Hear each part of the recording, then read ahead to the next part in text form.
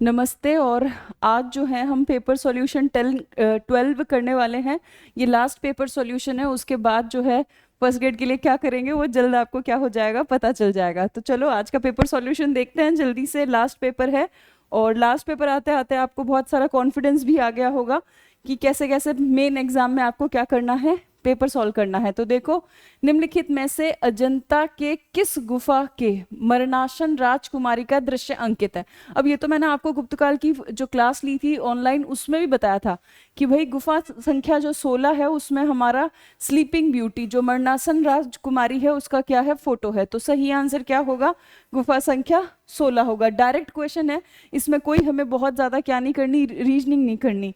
आगे चलो, second number question देखो, निम्नलिखित में से कौन सा बीकानेर प्रजामंडल से संबंधित थे। तो हमारे सिलेबस में राजस्थान का हिस्ट्री लगता है, उसमें प्रजामंडल लगता है और उसमें हमने पूछा है बेसिकली कि बीकानेर प्रजामंडल के नाम बताओ कि भाई कौन कौन से लोग बीकानेर प्रजामंडल में थे। तो दिए गए ऑप्शन के अनुसार वैद मगाराम भी थे, भिक्षालाल बोरा भी थे और लक्ष्मण दास स्वामी भी थे। ये तीनों जो लोग हैं वो किस में शामिल है, बीकानेर प्रजामंडल में। अगर महिला पूछ ले तो लक्ष्मी देवी आचार्य का नाम आपको क्या रखना होगा, याद रखना होगा। तो यहाँ पे तीनों के तीनों लोग जो हैं वो बीकानेर प्रजामंडल से क्या हैं, जुड़े हुए हैं। तो सही आंसर क्या है, फर्स्ट, सेकंड और थर्ड। फिर देखो 60 सेंटीमीटर, ये सबसे अच्छा क्वेश्चन है। ये इस 12 नंबर पेपर का सबसे बढ़िया क्वेश्चन। सबसे बढ़िया क्यों क्वेश्चन ये टेस्ट सीरीज का, और ये हो सकता है as it is, it is, जैसे के जैसे यहाँ दिया है वैसे के वैसे ये आपके कहाँ आ सकता है, पेपर में भी आ सकता है। 99% तो मैं खुद श्योर हूँ। क्यों श्योर हूँ, क्योंकि इसे इतनी रीजनिंग के द्वारा बनाया गया है। क्यों बनाया गया है इतनी रीजनिंग के द्वारा, कि देखो यहाँ पे पूछा है आपको 60 सेंटीमीटर वर्षा रेखा, और 60 सेंटीमीटर वर्षा रेखा देख के आपको राजस्थान के जिले पूछे हैं। ठीक है, जनरली क्या होता है कि जब 60 सेंटीमीटर रेनफॉल पूछते हैं ना तो हमें ऐसा लगता है कि अरावली के आसपास जो इलाके हैं वही होंगे। लेकिन इस बार इसमें क्या कर दिया गया है, जिलों के जो नाम है वो इस तरीके से सेट किए हैं कि आपको फुल ऑन कंफ्यूजन हो कि यहाँ 60 सेंटीमीटर रेनफॉल होता है या नहीं होता है। तो अब देखो इसको ऐसे क्वेश्चंस को कैसे करना होता है इसका तरीका सीखो। यहाँ पे अपने आप की है सवाई माधोपुर। सवाई माधोपुर जो है वो आपके 80 से 90 सेंटीमीटर के बीच आता है। 80 से 90 सेंटीमीटर की समवर्षा रेखा के बीच में आता है। यानी कि हमारे आंसर में ये तो होना ही नहीं चाहिए। पहला यही पकड़ो, जो नहीं होना चाहिए वो पकड़ो। यानी कि बी हमारा आंसर नहीं होना चाहिए। देखो यहाँ पे बी है, यानी कि ये ऑप्शन हमारा आंसर नहीं होगा। यहाँ पे बी है, ये ऑप्शन भी हमारा आंसर नहीं होगा। यहाँ पे भी बी है, ये ऑप्शन भी हमारा आंसर नहीं होगा। तो अब हम बड़ी स्मूथली पता कर गए कि जयपुर, राजसमंद और अजमेर, यही तीन जो है वो किस में आएंगे, ए, सी और डी में आएंगे। और जब मैं आपको खुद से भूगोल पढ़ाऊंगी उस समय मैं आपको वर्षा रेखा का डायग्राम कंप्लीट पढ़ाऊंगी। अभी इतना टाइम नहीं है कि मैं आपको उस डायग्राम से कंप्लीट करके बताऊं कि देखो यहाँ इन जिलों में 60 सेंटीमीटर है, इनमें 70 है, इसमें 80 है, इसमें 90 है, इसमें 10 है, इसमें 20 है, 30 है, 40 है। तो अभी एक तरीका बता दिया जिससे आप ये क्वेश्चन को क्या कर सकते हो, सॉल्व कर सकते हो। आगे चले, चलो फिर देखो, राजस्थान कृषि अनुसंधान संस्थान निम्न में से किस शहर में स्थित है। तो simple, Durgapura, Jaipur, easy question. आगे चले, चलो फिर देखो बाब बोल्डर्स। बाब बोल्डर्स जो है वो राजस्थान के कौन से जिले में है, तो बाब बोल्डर्स आपके स्थित है जोधपुर के अंदर। ठीक है, चलो पुरानी चट्टाने हैं बहुत। अब देखो डॉक्टर भीमराव अंबेडकर के बारे में कौन सा कथन सत्य है। वे 1930 में अखिल भारतीय दलित वर्ग संघ के अध्यक्ष बने, करेक्ट। फिर दलितों के प्रतिनिधि के रूप में 1930-31 में अंबेडकर ने लंदन में आयोजित फर्स्ट और सेकंड गोलमेज सम्मेलन में भाग लिया। बिल्कुल, मैंने आपको बताया भी था जब मैंने लास्ट आपको हिस्ट्री पढ़ाया था पूरा का पूरा, जिसमें इंपॉर्टेंट चीजें पढ़ाई थी, उसमें मैंने बताया था कि अंबेडकर एकमात्र व्यक्ति थे जो तीनों गोलमेज सम्मेलन में भाग लेने गए थे। तो सेकंड स्टेटमेंट भी ट्रू है। फिर देखो 1949 में अंबेडकर को भारत का विधि मंत्री बनाया गया, ये भी क्या है, बिल्कुल करेक्ट है। तो उपरोक्त सभी जो है वो अंबेडकर के विषय में क्या है, आपके सही है। फिर अगला कौन सा सही नहीं है। अब देखो यहाँ पे बड़ा ध्यान रखना। अब देखो पहला क्या लिखा हुआ है, यहाँ पे पता है फैक्ट को स्टेटमेंट में बदला गया है। यहाँ पे मैंने टेस्ट सीरीज में क्या किया है कि जो आपका फैक्ट होता है ना उसको किस में कन्वर्ट कर दिया गया है, स्टेटमेंट में। स्टेटमेंट यानी कि कथन में, किस में कन्वर्ट किया गया है, कथन में। और ये जब इफेक्ट जब स्टेटमेंट में कन्वर्ट होता है तो डिफिकल्टी लेवल जो है, वो अपने आप क्या हो जाता है, अप। और आपको ये सारी प्रैक्टिस कहाँ करनी होती है, टेस्ट सीरीज में ही तो करनी होती है।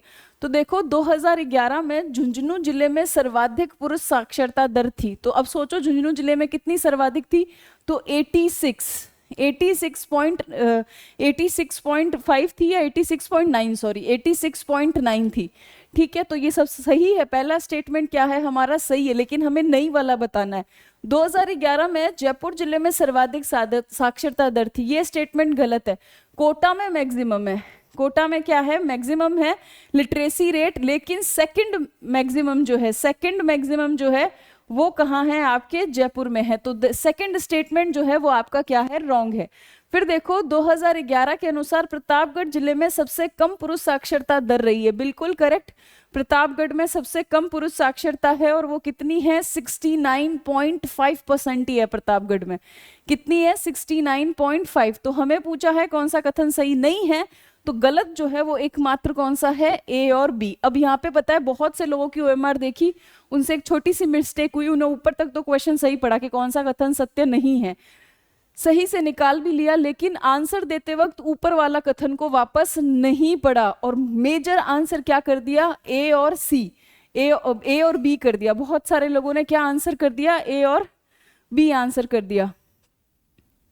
ठीक, तो हमें ध्यान रखना है, किस चीज का ध्यान रखना है कि जब हम आंसर निकाल ले तो उसके बाद वापस से हमें क्वेश्चन को एक बार क्या करना है, ऊपर वाले क्वेश्चन की टैगलाइन को रीड करना है, ताकि आते हुए से हमसे क्या नहीं हो जाए, गलती नहीं हो जाए। ठीक है, और चूंकि मैंने लोगों की ओएमआर देखी और ये इनिशिएटिव इसलिए लिया ताकि मुझे पता चलता रहे कि आप क्या क्या गड़बड़ करते हो, और तो कोई दूसरा तरीका नहीं है ना पता करने का कि गड़बड़ क्या करते हो, तो इससे पता चलता है। ठीक है, आगे चलते हैं। अब देखो हॉर्नबिल महोत्सव 2024 का आयोजन कहाँ हुआ, तो हॉर्नबिल महोत्सव का आयोजन हुआ नागालैंड के अंदर। ठीक, चलो फिर देखो रानीसर और पद्मासार झील किस दुर्ग के लिए जलापूर्ति का प्रमुख साधन है, तो ये कौन से दुर्ग के लिए है, मेहरानगढ़ दुर्ग के लिए है। ठीक, सिंपल फैक्ट का क्वेश्चन, हाँ ये बड़ा इंपॉर्टेंट है, इसरो का 100वां मिशन बहुत ज्यादा इंपॉर्टेंट है। वैसे मैं आपको जल्द करंट अफेयर्स के एमसीक्यू करवाऊंगी जो मैंने कस्टम मेड किए हैं, तो हम उस समय भी देखेंगे अच्छे से। फिर देखो इसरो किस रॉकेट से अपना 100वां मिशन लॉन्च करेगा, ये एनवीएस सैटेलाइट था, NVS-02, उसको लॉन्च किया गया था GSLV फर्जी 15 से। GSLV F-15 को हमने क्या याद करवाया था, GSLV फर्जी 15। ठीक, आगे चले। अब जिन लोगों ने मुझसे पर्सनली करंट अफेयर्स पढ़ा है उनको ये जल्दी से क्या आ गया है, याद आ गया है। हाँ, भारतीय राष्ट्रीय कांग्रेस के किस अधिवेशन में गांधी इरविन समझौते का अनुमोदन किया गया, ये भी हमने क्या पढ़ा है, अलग से पढ़ा है, उसमें जो लास्ट हमने वीडियो ली है राजस्थान ऑल ओवर इंडिया के राष्ट्रीय आंदोलन की, उसमें मैंने बताया है कि कौन से अधिवेशन के अंदर गांधी इरविन समझौते का अनुमोदन किया गया था, कराची सेशन के अंदर। कौन से सेशन के अंदर, कराची सेशन के अंदर। हमें कांग्रेस के सारे सेशन नहीं पढ़ने, हमने कांग्रेस के सिर्फ इंपॉर्टेंट सेशन पढ़ने हैं। फॉर एग्जाम्पल सूरत अधिवेशन, लखनऊ अधिवेशन, कराची अधिवेशन, लाहौर अधिवेशन और हरिपुरा अधिवेशन, और ये सब हमने क्या किए हैं, कवर किए हैं। तो कराची अधिवेशन। देन देखो उपछठ, उपछठ तो इजी है, उपछठ जो है वो बहुत इंपॉर्टेंट त्योहार है धर्म के पर्सपेक्ट से। तो ये उपछठ जो है कब बनाई जा रही है, भाद्रपद में। फिर देखो निम्नलिखित में से कौन सा नृत्य थाकना शैली में बजता है, या सॉरी कौन सा नृत्य जो है वो थाकना शैली में किया जाता है। तो थाकना शैली के अंदर जो डांस आपका किया जाता है वो कौन सा है, वो है ढोल डांस, है ना। गाना सुना है ढोल यारा ढोल, सुनना कभी, बड़ा अच्छा गाना है ढोल यारा ढोल। एक पिक्चर है डोर, राजस्थान की पृष्ठभूमि पे बनी हुई है, उसमें ये गाना चलता है। तो मुझे डांस और ड्रामा बड़ी मुश्किल से याद होता है, और जब मुझे डांस और ड्रामा याद करना होता है ना, मैंने दुनिया भर के क्या याद कर लेने होते हैं, गाने। तो थाकना शैली में ढोल डांस होता है। कौन सा डांस होता है, ढोल डांस। ठीक, आगे चले अपन। फिर देखो निम्नलिखित में से किस मुगल सेना नायक को दिवेर के युद्ध में महाराणा प्रताप ने परास्त किया था। ये तो हमने जब टेस्ट सीरीज में हम पहले से लेके 10 नंबर पेज तक आए हैं, उसमें हर एक दो बार मैंने आपको ये क्वेश्चन क्या किया है, दिया है, अच्छे से एक्सप्लेन भी किया है। तो ये कौन है, तो ये अकबर के चाचा जी थे, सेरिमा सुल्तान खां। तो साफ आंसर क्या होगा, सेरिमा सुल्तान खां। आगे चले, चलो। कौन सा आकर्षण पर्यटन केंद्र करौली जिले में स्थित नहीं है, तो कौन सा नहीं है, तिमनगढ़ का दुर्ग है, मंडरायल है, रामधरा है, नाहर सागर कुंड नहीं है। देखो नाहर सागर कुंड पर थोड़ा कंट्रो भी है, कुछ जगह इसे नागर सागर भी लिखा गया है, और ये बेसिकली कहाँ बताते हैं, ये बूंदी में बताते हैं कि भाई ये जगह जो है वो बूंदी में स्थित है, ये इसको नागर सागर भी लिखा जाता है। ठीक, अगला, बढार का भोज। तो बढार का भोज किस अवसर पर रखा जाता है, विवाह के समय पे। किस, कौन से समय पे, विवाह के समय पे। फिर देखो प्रधानमंत्री, ये बड़ा इंपॉर्टेंट क्वेश्चन है, भारत का पहला हाइड्रोजन हब, ठीक है, और ये आपको फैब की जो क्रोनो आती है उसमें आर्थिक परिदृश्य में मिल जाएगा। उसके आर्थिक परिदृश्य में जो पहला ही पेज है उसमें जो आपका राइट हैंड साइड का साइड है उस समय आपको दिखेगा। ये बहुत इंपॉर्टेंट है, इसको ध्यान रखना, फर्स्ट ग्रेड के अंदर एनर्जी लगती है, ठीक है। प्रधानमंत्री नरेंद्र मोदी ने भारत की सबसे बड़े ग्रीन हाइड्रोजन हब का शुभारंभ कहां से किया है, तो किस जगह से किया है, विशाखापत्तनम से। आगे चलते हैं, वाई भारत मैटर्स। तो ये जो वाई भारत मैटर्स बुक है ये किसने लिखी है, तो ये हमारे विदेश मंत्री एस जयशंकर ने लिखी है। क्लियर, आगे चले, चलो। फिर देखो राजस्थान सड़क परिवहन निगम। तो राजस्थान सड़क परिवहन निगम की स्थापना होती है 1964 में। अब कहाँ है 1964, ये रहा, तो सही आंसर क्या हो जाएगा हमारा, सेकंड। फिर चुकंदर पर आधारित पहला चीनी उद्योग कहाँ स्थापित हुआ है, श्री गंगानगर में। तो सिंपल क्वेश्चन। फिर राजस्थान को किस पैरा निशानेबाज को अर्जुन पुरस्कार दिया गया है 2024 में, तो देखो राजस्थान की कौन सी पैरा निशानेबाज है, मोना अग्रवाल है। कौन है, मोना अग्रवाल। अब पूर्वी चंदेला को नहीं दिया है, मोना अग्रवाल को दिया है, एकमात्र है राजस्थान से जो अर्जुन पुरस्कारों के लिए चुनी गई है। फिर देखो 38वें राष्ट्रीय खेलों का आयोजन उत्तराखंड में किया गया, इसमें ध्वजवाहक कौन बने, तो ध्वजवाहक कौन बने, ओम प्रकाश मिठरवाल। कौन बने, ओम प्रकाश मिठरवाल। कैला देवी का विश्व प्रसिद्ध मंदिर राजस्थान के किस जिले में स्थित है, तो कैला देवी का विश्व प्रसिद्ध मंदिर स्थित है आपके करौली जिले के अंदर, ठीक।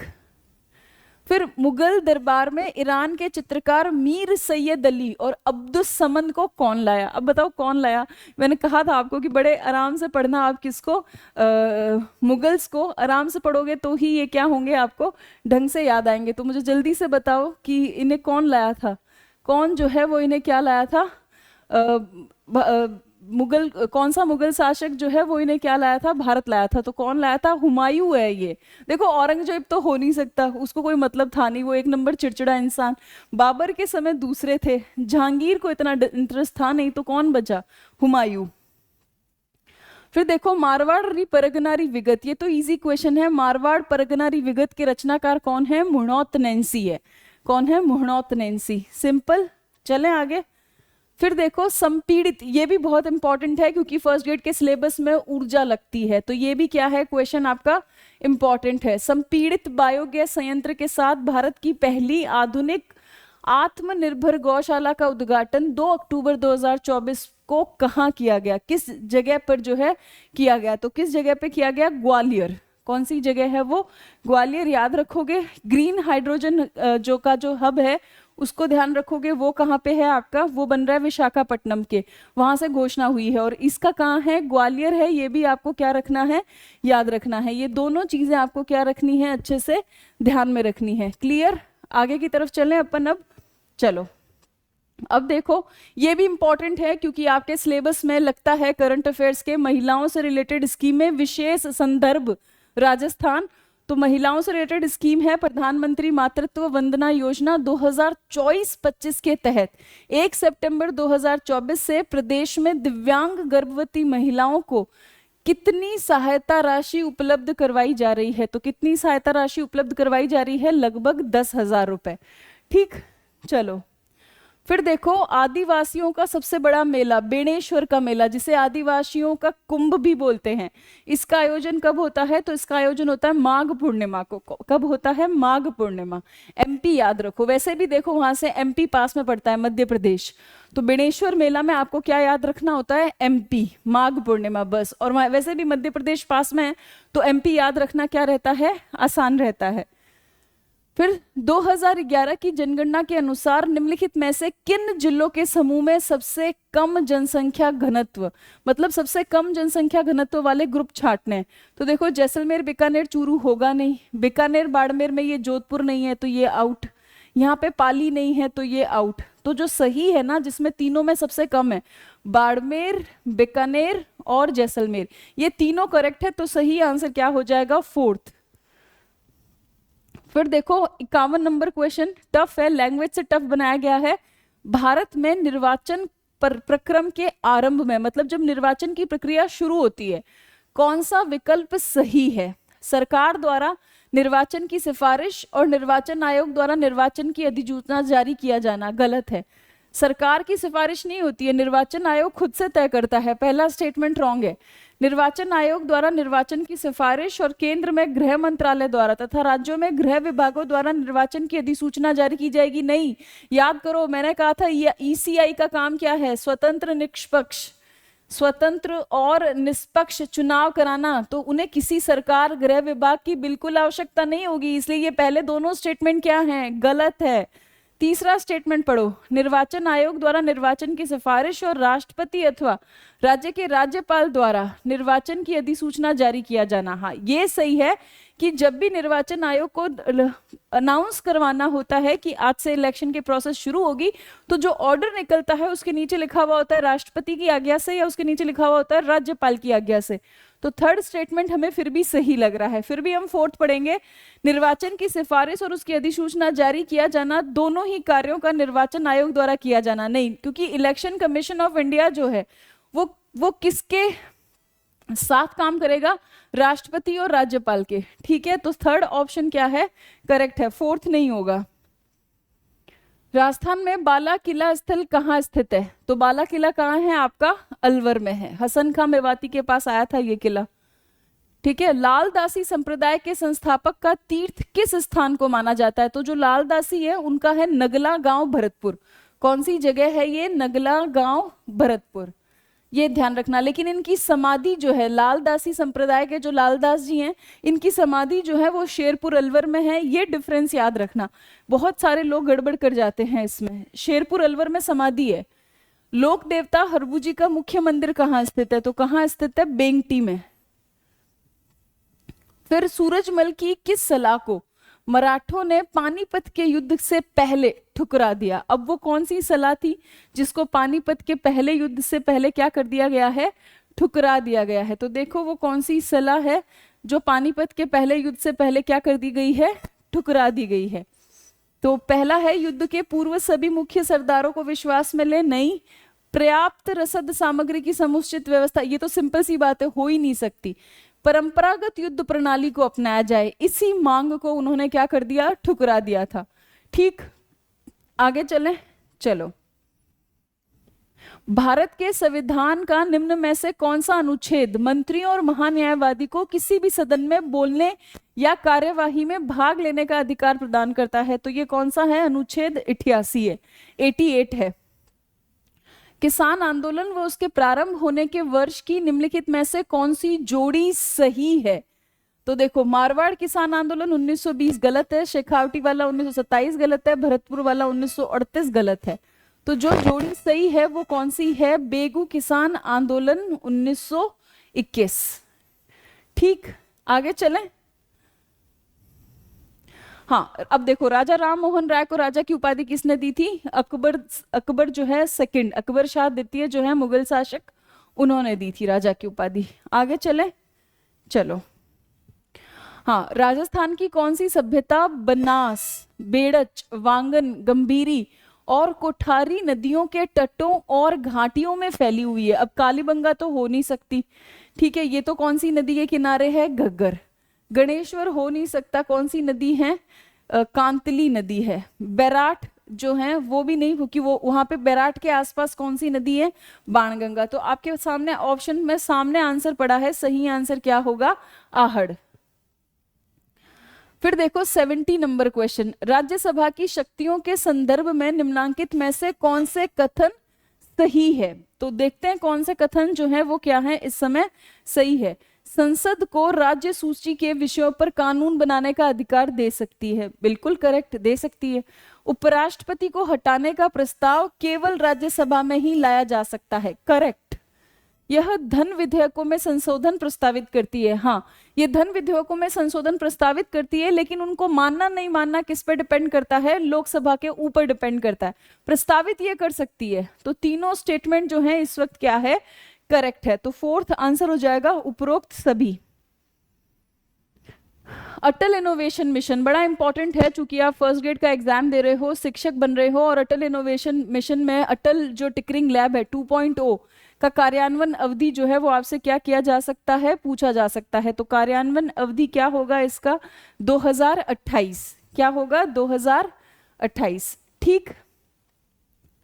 दिसंबर 2024 तक भारत की कुल नवीकरणीय ऊर्जा क्षमता कितनी होगी, ये भी बड़ा इंपॉर्टेंट है, क्योंकि हमारे सिलेबस में क्या लगता है, हमारे सिलेबस में लगता है एनर्जी। करंट अफेयर्स के सेक्शन में हमारे सिलेबस में एनर्जी लगता है। तो ये जो चीज़ है ये हमारे लिए क्या है, बहुत ज़्यादा इम्पॉर्टेंट है इस वक्त।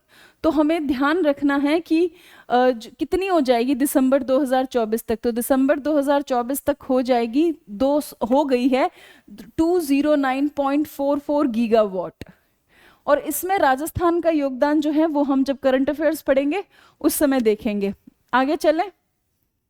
खानवा के युद्ध से पूर्व बाबर ने किस हिंदू राजा के माध्यम से राणा सांगा को शांति समझौते का प्रस्ताव भेजा था। तो किसको भेजा था शांति समझौते का प्रस्ताव, रायसेन के सलहदी तंवर को। चले आगे। हाँ अब हम इंग्लिश के क्वेश्चन करेंगे। तो देखो 34 नंबर क्वेश्चन, पहला कौन सा क्वेश्चन है हमारे पास, 34 नंबर क्वेश्चन है। और 34 नंबर क्वेश्चन में आपको क्या कहा गया है, इसे गौर से देखें।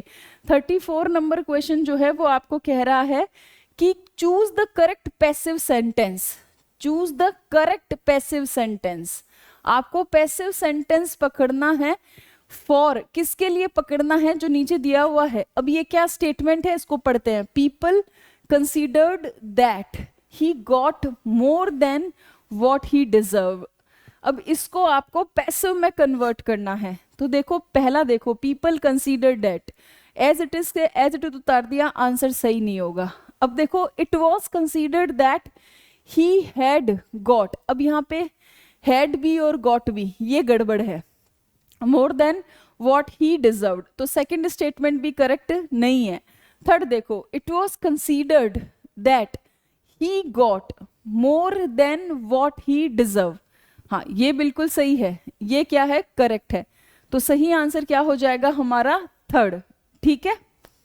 आगे चलो। Fill in the blanks with the correct sequence of tense. आपको करेक्ट सीक्वेंस ऑफ टेंस को यहाँ पे क्या करना है, फिल करना है।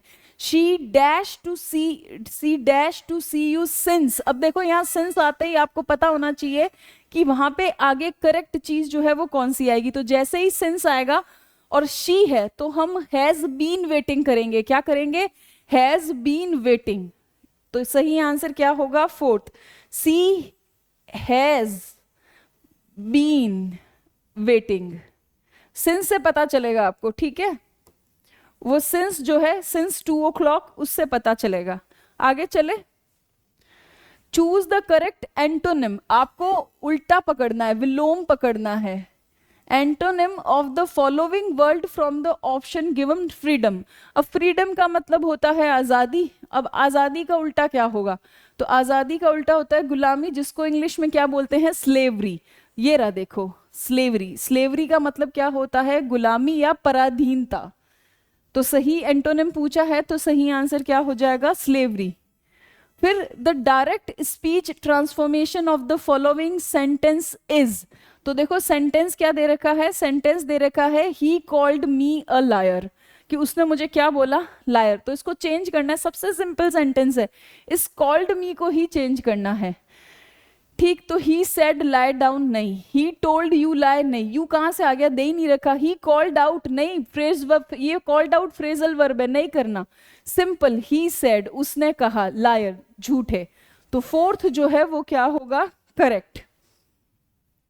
फिर fill in the blank with the correct determinants choosing form of the option below, ठीक है, तो अब हमें सही से इसमें क्या भरना है, डिटर्मिनर भरना है। There is dash milk in the glass, you can use it to make a tea, कि भाई इसमें थोड़ा सा क्या है, दूध है, जिससे कि आप क्या बना सकते हो, चाय तो बना सकते हो, तो एकदम थोड़ा सा है। There is a little milk in the glass, you can use it to make a tea, तो अ लिटिल आएगा, क्या आएगा, अ लिटिल। ठीक, आगे चलूं, चलो। अच्छा, तो आज का लास्ट पेपर हुआ हमारा, जो हमने टेस्ट सीरीज का कारवा शुरू किया था, और उम्मीद करती हूँ कि आप लोगों को कॉन्फिडेंस आया होगा टेस्ट पेपर करके। अब हम जल्द एग्ज़ाम होने वाला है, थोड़े ही दिन है, उसके बाद सेकंड ग्रेड में लगेंगे, और भी भर्तियाँ जो हैं उनमें भी लगेंगे, एसआई, पटवार, वीडियो, और चतुर्थ ग्रेड में भी। तो आपका सहयोग है, हमें मिलता रहना चाहिए, और हम बहुत अच्छी क्लासेस देंगे, एसआई के लिए भी, वीडियो के लिए भी, पटवार के लिए भी, और चतुर्थ श्रेणी के लिए भी, और सेपरेट सेकंड ग्रेड के लिए भी। और सेकंड ग्रेड के लिए तो इस बार सरप्राइज है, क्योंकि मैंने बहुत टाइम किसको दे दिया है, फर्स्ट ग्रेड को दे दिया है, और सेकंड ग्रेड वाले बच्चों नाराज मत होना, मैं आपका पूरा साथ दूंगी सेकंड ग्रेड में भी, ठीक है। तो आज की हमारी ये पेपर पूरा हुआ, अब आपको दीपक सर आएंगे और साइंस, रीजनिंग और मैथ्स जो है वो कराएंगे। बाय।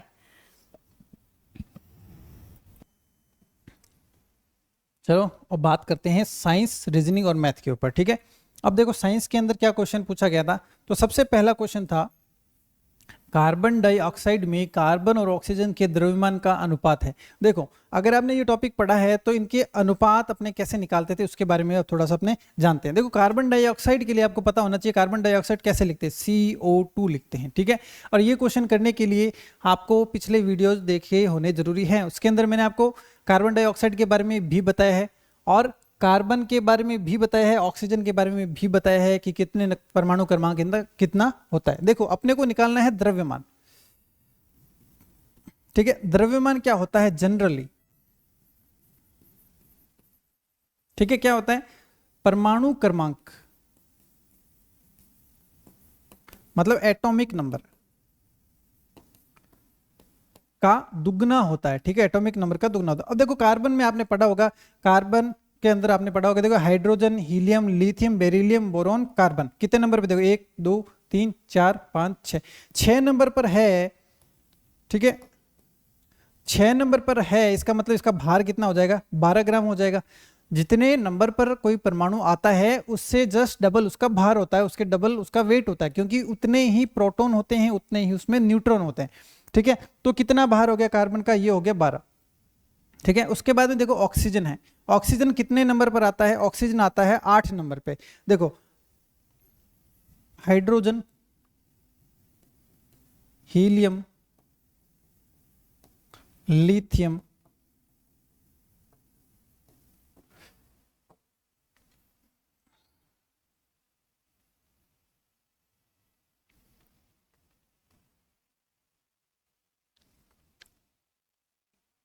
ठीक है, hydrogen, helium, lithium, beryllium, boron, carbon, nitrogen,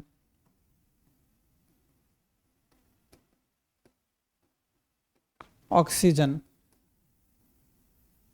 ठीक है। ये देखो ये 8 तक है, 1 2 3 4 5 6 7 8, ये 8 तक है, ठीक है। मतलब देखो यहाँ पर कार्बन था, कार्बन कितने नंबर पे, 6 नंबर पे, तो इसका 12 भार हो गया।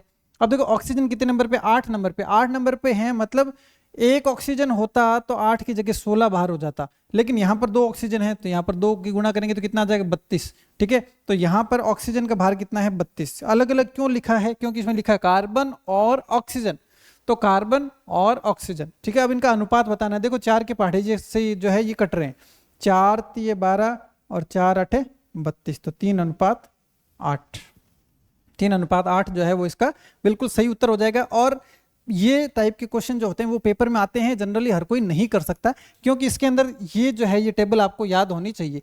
और रेगुलर जो क्लास देख रहे हैं, जिन्होंने थ्योरी क्लास देखी, ऑब्जेक्टिव क्लास देखी, ये पेपर भी देख रहे हैं, उनको पक्का जो है ये याद हो चुका होगा, क्योंकि कम से कम 3-4 बार जो है मैं बोर्ड पे इसको लिख चुका हूँ। तो 10 तक आराम से अपने इसको याद रख सकते हैं। अब देखो उसके बाद में है समजात अंग।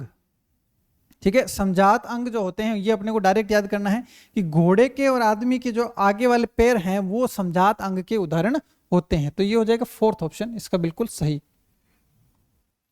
ठीक है, अब देखो, अब ये आ गया रीजनिंग का क्वेश्चन। ठीक है, रीजनिंग का जो क्वेश्चन है, देखो दिए गए शब्दों के युग्मों में से आपको उस युग्म का चयन करना है जो प्रथम युग्म के शब्दों की तरह ही निकटतम संबंध दर्शाता है। देखो कलम और कागज, कलम से क्या किया जाता है, कागज के ऊपर घिसा जाता है और उसके द्वारा लिखा जाता है। क्या हथौड़े को लकड़ी के ऊपर घिसा जाता है? क्या शिक्षक, ठीक है, देखो चाकू है, चाकू को मांस के ऊपर क्या किया जाता है, घिसा जाता है, या फिर मांस के ऊपर जो है वो चाकू काम करता है। अब देखो कल को ये लॉजिक दिमाग में नहीं आता घिसने वाला, तो क्या आ सकता है, देखो कागज जो है उसके ऊपर कलम से लिखते हैं। अब जैसे लकड़ी है, क्या लकड़ी हथौड़े से केवल लकड़ी पे ही कुछ कार्य किया जा सकता है? लकड़ी के अलावा और चीजों पे भी किया जा सकता है। शिक्षक है तो इसका इससे कोई संबंध नहीं है, कुत्ते का भौंकने से कोई संबंध नहीं है। लेकिन चाकू जो है, देखो चाकू भी किसके ऊपर कार्य करता है, मांस के ऊपर जो है वो काटने का कार्य करता है। या फिर ये भी तीखी चीज और ये भी तीखी चीज, ठीक है, तो ये भी इसमें लॉजिक लगा सकते हैं। बाकी क्वेश्चन का लेवल देखिए तो थोड़ा सा मॉडरेट लेवल का, अच्छे लेवल का क्वेश्चन है, गलत होने की चांस इस टाइप के क्वेश्चन में रहती है। ठीक है, तो इसको जो है वो आप यहाँ पर याद कर ले। देखो एनालॉजी के क्वेश्चन जनरली इजी आते हैं, लेकिन अगर क्वेश्चन हार्ड आता है तो वो फिर काफी अच्छे लेवल का हार्ड भी क्वेश्चन बनाया जा सकता है, क्योंकि इसके अंदर पूरे जीके के आधार पर पूरा जीके जो है इसमें कवर किया जा सकता है। ठीक है, तो ये याद रख लेना कि आगे से अगर कभी क्वेश्चन आ जाए कलम का संबंध कागज से, तो वैसा ही चाकू का संबंध मांस से जो है वो होता है। अब देखो एक घन के आयतन तथा संपूर्ण पृष्ठ के क्षेत्रफल का संख्यात्मक मान, संख्यात्मक मान का मतलब अपने को घबराना नहीं, संख्यात्मक मान का मतलब केवल मान जो है वो बराबर है। ठीक है, अब देखो एक चीज मैंने आपको बताई थी कि जो अपनी वॉल्यूम है, मतलब कि आयतन जो प्रश्नावली है, ये बहुत हार्ड तब तक है जब तक फॉर्मूले ना याद हो। जब तक फॉर्मूले याद नहीं होंगे तब तक आपको बहुत हार्ड लगेगी, कभी क्वेश्चन नहीं कर पाओगे। लेकिन अगर एक बार फॉर्मूले याद हो गए ना, तो उसमें केवल अपने को फॉर्मूला ही लगाना है। अब जैसे लेट अस सपोज, जैसे ये घन है, तो दिमाग में आ जाना चाहिए घन क्या होता है, जिसकी सभी भुजाएं बराबर होती है।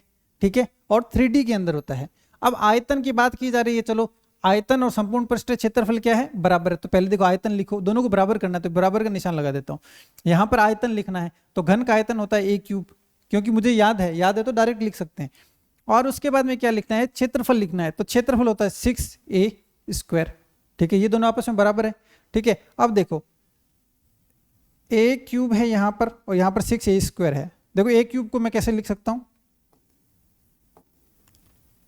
a इंटू a बराबर 6 इंटू a, ये भी लिख सकता हूं। तो देखो 1 2 1 2 2 a से 2 a कट गए, तो a की वैल्यू कितनी आ गई, 6 आ गई। देखो कितना इजी है, देखने में ऐसा लगता है कि ना जाने कितना हार्ड होगा। तो प्रत्येक फलक का क्षेत्रफल, देखो क्षेत्रफल निकालना है। ये अपनी क्या है, ये एक भुजा आई है। क्षेत्रफल का सूत्र क्या होता है, देखो ये मान लो एक घन है, ठीक है, ये घन है, इस पूरे घन का क्षेत्रफल होता है 6a²। लेकिन इस केवल एक फलक का कितना होगा, केवल एक फलक का, केवल एक फलक देखें, इसका मतलब ये तो एक वर्ग है, केवल एक फलक वर्ग होता है। वर्ग का क्षेत्रफल क्या होता है, भुजा इंटू भुजा। ठीक है, तो अब अपने देखो इसमें क्या निकालना है, प्रत्येक फलक का, मतलब प्रत्येक फलक का कितना क्षेत्रफल होगा। प्रत्येक फलक मतलब कि वृत्त जो हो गया अपना वर्ग हो गया, और वर्ग का फॉर्मूला होता है a²। मतलब a अपना कितना है, 6 का स्क्वायर, मतलब कि 36 जो है ये अपना फाइनल उत्तर हो जाएगा। वैसे देखा जाए तो काफी इजी क्वेश्चन है। अगर पिछले जो 2-3 पेपर हो रहे हैं जिसके अंदर ये एक्सरसाइज अपने आ रही है, अगर वो भी अगर आपने क्वेश्चन मन लगाकर किए होंगे तो अभी तक जो है ये क्वेश्चन आपसे होना स्टार्ट हो जाएगा। ठीक है, अब देखो ये जो क्वेश्चन है ये है अनुपात समानुपात का, तो ये थोड़ा सा पेपर में गलत आ गया था क्योंकि ये अपने सिलेबस का नहीं है, ठीक है। तो इसको जो है एक बार छोड़ दो, बाकी करना चाहे तो काफी ज्यादा इजी है। देखो मैं एक बार बता देता हूं, अगर करना चाहे तो आप कर सकते हैं। देखो 5:6 है, लड़कों और लड़कियों की संख्या जो है 5:6 में है। मतलब मैं ये भी कह सकता हूं, देखो ये भी कहा जा सकता है कि 500 और 600 पे अनुपात 5:6 है। अभी भी इसका अनुपात 5:6 है। इसको इजी करने के लिए मैंने 0 लगा लिया। आप 2 0 और भी लगा सकते हैं, 3 0 और भी लगा सकते हैं, लेकिन दोनों में लगेंगे। लेकिन इजी करने के लिए मैंने यहाँ पर 2 0 लगाए। 500 600 को आराम से पढ़ सकते हैं। अब ज्यादा बड़ा करने से मतलब नहीं है, 5000 कर दे 6000 कर दे तो उसका मतलब नहीं है, ठीक है। अब देखो यदि लड़कों और लड़कियों की संख्या में क्रमशः, मतलब लड़कों में तो 20% की वृद्धि होती है, ठीक है, और लड़कियों में 30% की वृद्धि होती है, ठीक है। और छोड़ना चाहिए तो छोड़ भी सकते हैं, मैं सिर्फ बता रहा हूं जिससे आपको क्या है कि ये थोड़ा सा आइडिया समझ में आ जाए। देखो देखो 100 होते तो कितने बढ़ते, 20 बढ़ते।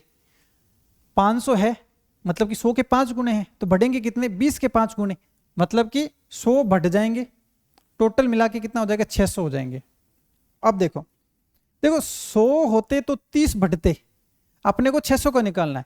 100 होते तो 30 बढ़ते, अब 6 गुना कर दो तो 600। अब इसको 6 गुना करूंगा तो इसको भी 6 गुना। देखो 100 होते तो 30 बढ़ते, अब इसको मेरे को क्या बनाना है, 600, तो 6 की गुना कर दी। अब इसको भी अपने को 6 की गुना करनी पड़ेगी। क्यों करनी पड़ेगी, कि दोनों को, इसको 6 से करेंगे तो इसको भी 6 से करना पड़ेगा, तो 180, ठीक है। तो कितना हो गया, यहां पर हो गए 180। मतलब ये देखो 600 से कितने हो जाएंगे, ये हो जाएंगे 600 700 780 780, ठीक है। ये देखो 1 0 से 1 0 कट गया। अब देखो ये किससे कट रहे हैं, देखो 6 के पहाड़े से अगर मैं काटूं तो 6 दाई 60 और ये 13 छिंगे 78, 10:13। और छोड़ना चाहें तो बिल्कुल आंख बंद करके छोड़ सकते हैं, सिलेबस के अंदर नहीं है, पेपर में नहीं आएगा। अब ये वाला देखो, ठीक है। अब ये देखो देखो px ये दिया गया है, ये qx है। अब इन दोनों का क्या करना है, गुणा करके निकालना है। गुणा कितना है इसका मल्टीप्लीकेशन निकालना है, ठीक है। तो देखो गुणा कैसे करते हैं, देखो x minus 2 x square minus 4x plus 4, ठीक है। अब देखो देखो इसमें क्या सिस्टम होता है कि पहली संख्या को इन सभी से गुणा कर दो, फिर दूसरी संख्या को इन सभी से गुणा कर दो। ये अपना तरीका होता है। अब कैसे करते हैं, ये देखो देखो x की गुणा इससे की तो एक्स क्यूब हो जाएगा, ठीक है। माइनस का निशान माइनस का लगा दिया, x की गुणा इस x से हो जाएगा तो एक्स स्क्वायर, और आगे 4 है तो ये 4 चलेगा आगे। अब देखो x की गुणा इस 4 से करेंगे तो 4x, ठीक है। अब देखो इस 2 की गुणा इससे करेंगे तो 2x स्क्वायर, और साथ में माइनस है, ये माइनस, ठीक है। उसके बाद में देखो 2 की गुणा इस 4x से करेंगे तो 4 दूनी 8, ठीक है। तो ये हो गया 8, x था साथ में माइनस माइनस प्लस। अब देखो इस 2 की गुणा इस 4 से करेंगे 8। अब देखो माइनस की गुणा प्लस से करेंगे तो माइनस आता है, ठीक है। ये तरीका आपने को थोड़ा आना चाहिए, नहीं आता तो इसका जो डिटेल्ड वीडियो है वो वीडियो आप देख सकते हैं, पूरा अच्छे से समझाया हुआ है इसके अंदर। अब देखो एक्स क्यूब, ये 4x स्क्वायर, ये 2x स्क्वायर, तो माइनस के 6x स्क्वायर। मैंने एक तरीका बताया था कि जब ये भी संख्या, दोनों संख्या एक जैसे चिन्ह की होती तो हमेशा संख्याएं जुड़ती है और निशान जो होता है वो लग जाता है। देखो 4 और 2 ये दोनों क्या है, देखो पहली बात दोनों स्क्वायर है तो ये आपस में जुड़ सकते हैं। दोनों के आगे माइनस का निशान है, इसका मतलब यहां पर माइनस का निशान ही लगेगा, और सेम निशान होते तो जुड़ते हैं डिजिट। देखो 4 और 2 6, इसलिए हमने क्या कर दिया 6x स्क्वायर यहां पर लिख दिया, ठीक है। अब देखो उसके बाद में देखो ये है 4x, ये है 8x, तो कितने हो जाएंगे 12x। कैसे हुए, देखो दोनों के सेम निशान है तो 4 और 8 12, और x वैसा का वैसा, ठीक है। अब ये देखो यहाँ पर -8 है, ये -8 आ गया, ठीक है। अब ये देखो ये x cube minus 6x square, ये वाला अपना आंसर यहाँ पर हो जाएगा, ये देखो, ठीक है। हाँ अब ये सबसे इजी क्वेश्चन है, और आप देख रहे होंगे कि कोडिंग डिकोडिंग के क्वेश्चन जो है हर पेपर के अंदर आपको देखने को मिल रहे हैं। और ये और बता देता हूँ कि आपको मेन पेपर के अंदर तो पक्का देखने को मिला, कोडिंग डिकोडिंग और ब्लड रिलेशन के क्वेश्चन आपको पक्का, मतलब 3 एक्सरसाइज है। देखो एक है कोडिंग डिकोडिंग,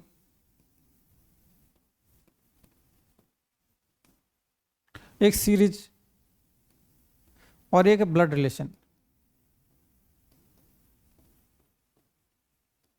ठीक है, यहां से तुम लिख लो प्रश्न 2 आएंगे, 2 प्रश्न यहां से पक्के आ जाएंगे, ठीक है। और मैथ के अंदर चाहते हो तो सांख्यिकी से 4 क्वेश्चन सीधे ही, ठीक है, और आयतन से 1 क्वेश्चन, ये 2 प्रश्नावलियां कर लो, 3 ये कर लो, ठीक है। तो 7 क्वेश्चन आपके पूरे अच्छे से अटेम्प्ट हो जाएंगे। अब देखो ये क्वेश्चन कैसे करेंगे अपने, ठीक है। अब देखो, अब इसके अंदर सबसे पहला अपना आइडिया क्या रहता है कि अपने को डिफरेंस देखना होता है। इसमें डिफरेंस है 7 का, इसमें डिफरेंस है 7 का, इसमें भी 7 7 और 7 और अगला फिर 7 का आएगा, तो आ जाएगा यहाँ पर 76, बी ऑप्शन। एकदम इजी सा क्वेश्चन है। सबसे पहले अपने दिमाग में यही आइडिया आता है कि हम देखते हैं कि क्या ये डिफरेंस से हो रहा है, अगर हो रहा है तो हम वापर कर देते हैं, फिर नहीं होता तो हम स्क्वायर देखते हैं, फिर क्यूब देखते हैं, फिर देखते हैं स्क्वायर क्यूब में कुछ जुड़ रहा है क्या, कुछ घट रहा है क्या, ठीक है। ये सब चीजें देखने के क्रम होते हैं, और इसका पूरा का पूरा तरीका जो है वो पूरे डिटेल वीडियो जो है उसके अंदर बताया गया है, जिसकी प्लेलिस्ट अपने चैनल पर बनी हुई है। देखो ABCDEF एक ही परिवार के सदस्य हैं, F E की बहन है। देखो F जो है ये बहन है किसकी, E की है। D का पिता B, देखो D और B दोनों ही नहीं है। A और C की माता, ये भी अभी नहीं है। देखो A की माता, देखो E B और A की माता है। E जो है B और A की, ये है B और ये A, ठीक है, ये होगी इसकी माता हो गई। अब देखो B D का पिता है, B जो है वो D का पिता है, ये है D, D का पिता कौन हो गया, B हो गया, ठीक है। C की माता A, यहां पर देखो ये C यहां पर है और A माता है, ठीक है। इसका मतलब D C में संबंध पूछ ले तो भाई बहन का जो संबंध होगा। अभी फिलहाल पूछा है कि E का C से संबंध, और एक तरीका मैंने बताया था कि जो पहले दिया जाता है रिलेशन उसका बताना है, मतलब नाम उसके ऊपर लिखना है। तो ये E देखो C की, ये E क्या लगेगी, E लग जाएगी नानी, E क्या लग जाएगी नानी। देखो ये है, फिर इसकी माँ की माँ, माँ की माँ मतलब नानी अपनी, यहाँ पर उत्तर हो जाएगा। और देखो नानी और दादी साथ में इसलिए देते हैं क्योंकि इंग्लिश जो वर्डिंग होती है उसमें दादी को भी ग्रैंड मदर बोला जाता है, नानी को भी ग्रैंड मदर बोला जाता है। अब ये देखो ये जो है अपने सिंपल इंटरेस्ट जो ब्याज का, सिंपल और कंपाउंड इंटरेस्ट दोनों का मिक्स क्वेश्चन है, ये भी सिलेबस में नहीं है तो इसको भी आप छोड़ सकते हैं, ठीक है। हाँ अब देखो ये है अपने नंबर सिस्टम का क्वेश्चन है, स्थानीय मान, क्लास 3 तीसरी कक्षा का क्वेश्चन है। देखो जैसे मैंने 3 4 7 7 लिखा, इसमें दोनों 7 का स्थानीय मान बताना। देखो जिसका भी स्थानीय मान बताना हो, जैसे लेटर सपोज पूछ लेते कि 3 का बताओ, तो हम 3 के नीचे 3 लिखते और जितनी संख्या है उतनी 0 लगा देते। कल को 4 का पूछते तो 4 के नीचे 4 लिखते और दो संख्या है तो 2 0 लगा देते। मतलब इसके स्थानीय मान, 3 का स्थानीय मान 3000 है, 4 का स्थानीय मान 4000। अब फिलहाल जो अपने को पूछा है वो पूछा है 7 का और 7 का, ठीक है। तो देखो इस 7 का अगर मैं बताऊं तो 7 के नीचे 7 और जितनी संख्या है उतनी 0, तो इसका तो 70 हो गया। अब इसका बताना है तो इसका 7, क्योंकि पीछे कोई संख्या नहीं है तो कोई 0 नहीं लगेगा, 70 और 7, ठीक है, 70 और 7। फिर से देखो कोडिंग डिकोडिंग का क्वेश्चन है। मोबाइल को 56 लिखा जाता है तो उसी कोड में नेट को किस प्रकार लिखेंगे। देखो मोबाइल लिखते हैं सबसे पहले, मोबाइल को देखो M कितने नंबर पर है, ये है 13, 15, 2, 9, 12 और 5, 12 5 17, 17 9 26, 26 और 2 28, 28 और 15 43, 43 और 13 पूरे 56 हो जाएंगे। मतलब क्या हुआ, अपने को क्या करना है, डिजिट जितने नंबर पर आता है वो डिजिट को जोड़ना है, ठीक है। अब देखो नेट का निकालना है, NET, ठीक है। N आता है 14 पे, E 5 पे और ये आता है 20 पे, ठीक है। 20 और 14 34 39, ठीक है, ये हो गया 39, ये अपना आ जाएगा आंसर, ठीक है। 67 के बाद में है ये क्वेश्चन अपना रिपीटेड क्वेश्चन है कि एक घर में पानी के अलग अलग उपयोग को प्रदर्शित करने के लिए आंकड़ों का निम्न में से कौन सा आरेख निरूपण किया जाता है। तो पानी के अलग अलग उपयोग जैसे अलग अलग होता है ना, जैसे तो हम क्या करते हैं इस तरीके से दिखाते हैं कि यहाँ पर 40%, यहाँ पर 10%, यहाँ पर जो है 20%, 10%, और 10%। तो ये पानी का इस तरीके से अपने डिस्ट्रीब्यूशन दिखाते हैं। उसको कैसे दिखाया जाता है? पाई चार्ट के माध्यम से इसको दर्शाया जाता है। ठीक है, ये अपने यहाँ पर जो है मैथ के क्वेश्चन कंप्लीट हो चुके हैं। अब सर आएंगे और सर आपको कराएंगे हिंदी के जो क्वेश्चन वो आपको करवाएंगे।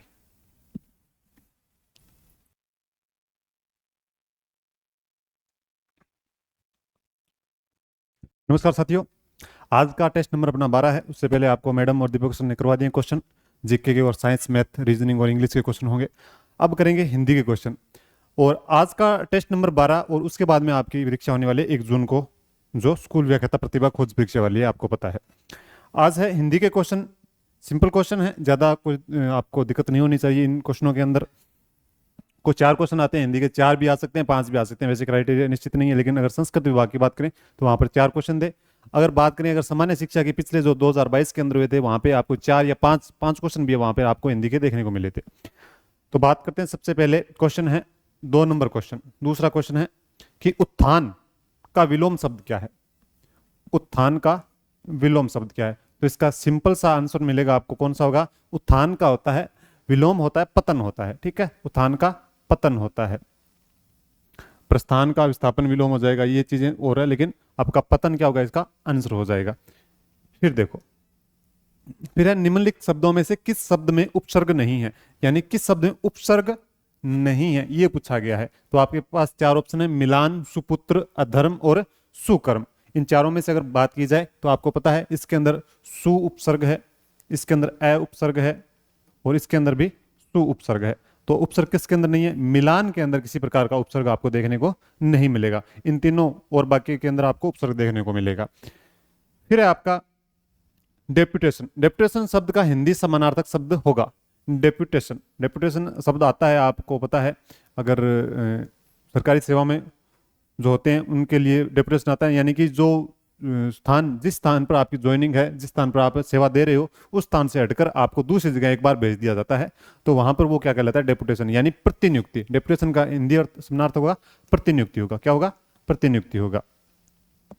फिर आता है इतिहास में किस प्रत्यय का प्रयोग किया जा सकता है? इतिहास में किस प्रत्यय, किसका प्रत्यय का प्रयोग किया जा सकता है? ता का, इक का, ई का या इत का? तो आपको पता है इक का होता है। तो इतिहास,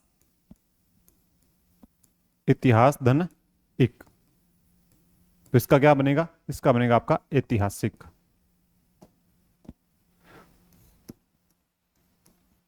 ऐतिहासिक। तो किसका प्रयोग हो रहा है? इक प्रत्यय का इसमें प्रयोग हो रहा है। किसमें? इतिहास शब्द में। फिर आती है आपकी साइकोलॉजी मैनेजमेंट। अच्छे क्वेश्चन है आज के, और साइकोलॉजी और मैनेजमेंट के मैं मानता हूं कि इसमें से क्वेश्चन सीधे सीधे आपके एग्जाम के अंदर देखने को मिलेंगे, चाहे आपकी साइकोलॉजी हो चाहे मैनेजमेंट हो। और साइकोलॉजी है, उसमें से बात की जाए तो आपकी, मैं कहता हूं कि जो भी क्वेश्चन इस प्रकार के बनेंगे जो आपके दिमाग को टेस्ट करेंगे, सीधे कह सकते हैं कि अवधारणात्मक क्वेश्चन बनेंगे सबसे ज्यादा। तथ्यात्मक डाटा से संबंधित क्वेश्चन बनेगा तो आपके 1-2 क्वेश्चन बन सकते हैं आपके साइकोलॉजी के अंदर, लेकिन ज्यादातर आपके अवधारणा से संबंधित बनेगा। तो अवधारणा यानी कि जो आपको समझ कितनी है, आपको साइकोलॉजी की समझ कितनी है, बच्चों की समझ कितनी है, उस हिसाब से आपके क्वेश्चन पूछे जाएंगे। किसमें? साइकोलॉजी के अंदर। तो अवधारणात्मक रूप से 5 नंबर क्वेश्चन है, इंपॉर्टेंट है, इंपॉर्टेंट कर लेना इसको। क्यों है वो देखते हैं कि निम्नलिखित में से कौन सा विकास की प्रकृति को सही रूप में प्रदर्शित करता है? विकास को सही रूप में प्रदर्शित करता है। तो विकास की बात की जा रही है, यहां पे अभिवृद्धि की बात नहीं की जा रही। विकास, विकास होता है जिसके अंदर बात करते हैं अभिवृद्धि, जो शारीरिक अभिवृद्धि हो रही है, जो शरीर का वजन मापा जाता है, लंबाई मापी जाती है, वो सारी विकास के अंतर्गत है। अभिवृद्धि भी किसके अंतर्गत आती है? विकास के अंतर्गत ही आती है। ठीक है, लेकिन हम अभिवृद्धि को तो विकास कहते हैं, लेकिन विकास को अभिवृद्धि नहीं कह सकते। तो ये बात ध्यान रखनी है। तो शारीरिक हो, चाहे उसके अंदर सामाजिक विकास हो, चाहे मानसिक विकास हो, चाहे संवेगात्मक विकास हो, इन सब का विकास जो मिला जुला विकास होता है वो आपका विकास कहलाएगा। ठीक है, विकास एक सतत प्रक्रिया, यानी कि सही रूप को कौन प्रदर्शित करता है? विकास आनुवंशिकी के कारण होता है, आनुवंशिकी प्लस वातावरण। तो विकास आनुवंशिक भी होता है और आपका वातावरण, आनुवंशिक और वातावरण दोनों से होता है। ठीक है, आनुवंशिक और वातावरण। तो यह केवल आनुवंशिक नहीं होता है, तो ये स्टेटमेंट क्या हो जाएगा? गलत हो जाएगा। विकास विशिष्ट से सामान्य की ओर अग्रसर होता है।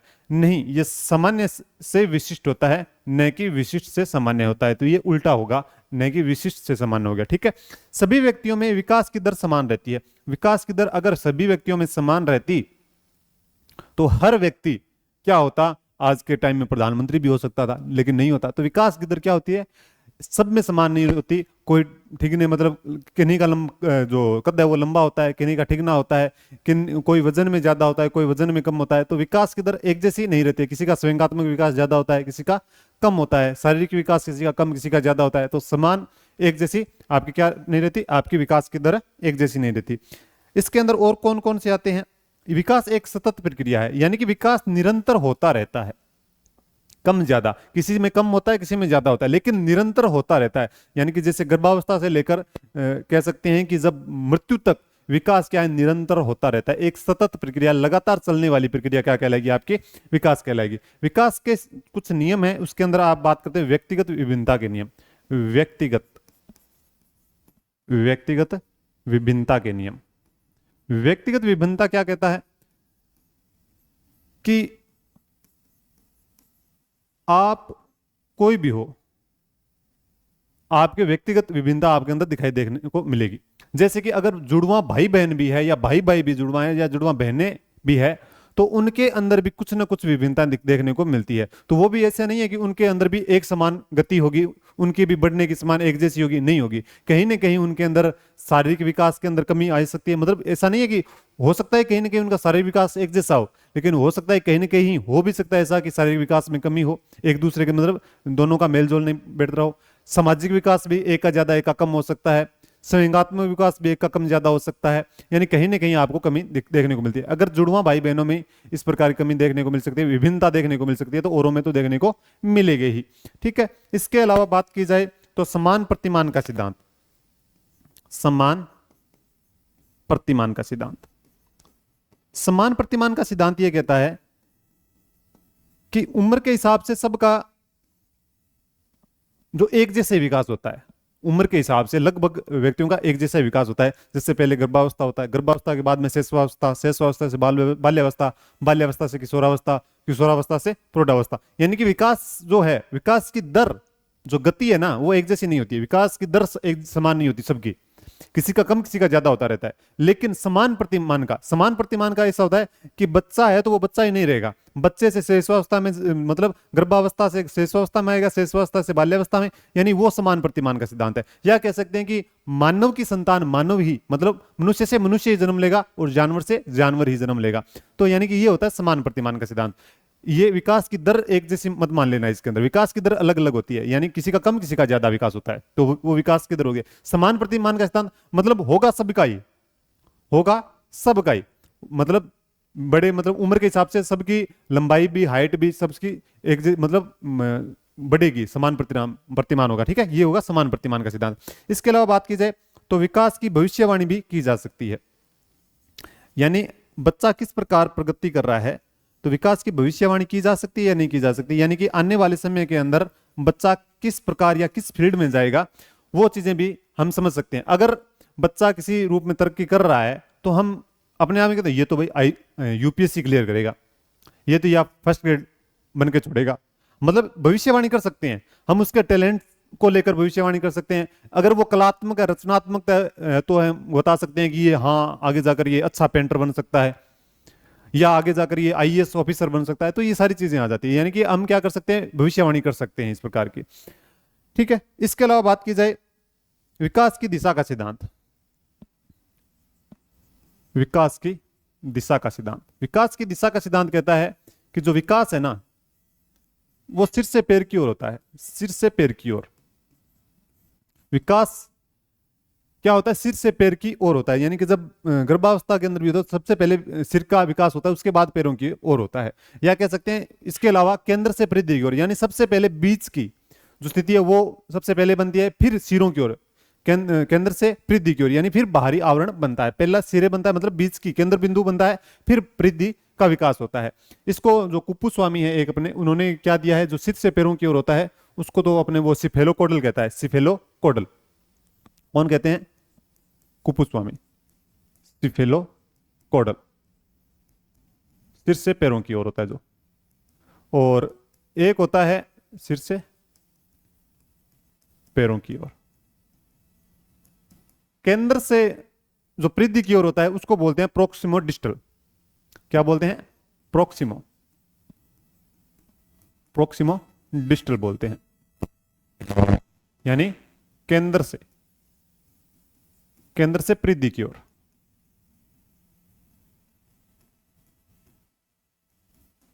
सिंपल चीजें याद रखनी है आपको। ये ध्यान रखना है कि जो विकास की प्रकृति है वो लगातार होती रहती है, ये आनुवंशिक नहीं है, ये आनुवंशिकता के साथ साथ वातावरण से भी उत्पन्न होता है विकास। इसके अलावा ये सामान्य से विशिष्ट की ओर चलता है।